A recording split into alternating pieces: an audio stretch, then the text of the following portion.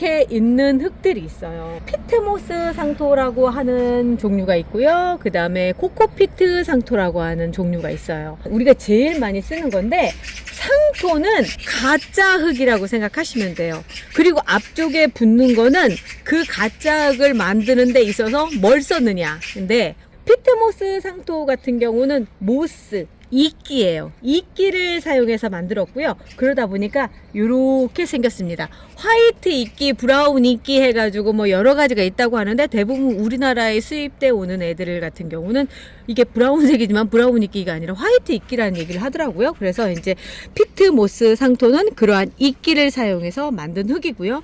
코코피트 상토는 코코피트, 코코넛 껍데기를 사용을 해서 만든 거예요. 우리가 이제 그 동남아 놀러 가면 그 있잖아요. 그 있잖아. 코코넛. 거기 그 껍데기가 갈색이고, 걔를 바닷물에다 불려서 이렇게 잘게 부숴서 만드는 게 이 코코피트 상토입니다.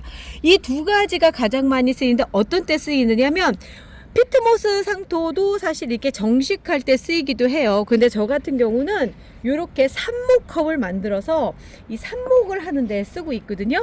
왜냐면 요 뿌리를 내릴 때는 흔들리면 안 돼요. 근데 피트모스는 물이 들어가면 이렇게 단단한 형태가 형성이 될 수 있게끔 조직이 어떻게 치밀해요. 그런데 반대로 코코피트 상토 같은 경우는 그렇지가 못해요. 그러니까 물이 들어간다 하더라도 어느 정도 이렇게 푸석푸석한 요런 느낌들이 이렇게 있어서 단단하게 잡아주지는 못하더라고요. 그렇다고 해서 여기다 삽목을 못하느냐, 꼭 그런 거는 아니에요. 그렇지만 조금 더 능률적으로 하다 보니까 피트모스 상토를 사용하고요. 이제 어떤 분 같은 경우는 아예 정식도 여기다 하시는 분들이 계세요. 이제 키우시는 분들마다 어떤 특징이 있는데, 저 같은 경우는 그렇게 사용을 하고 있어요.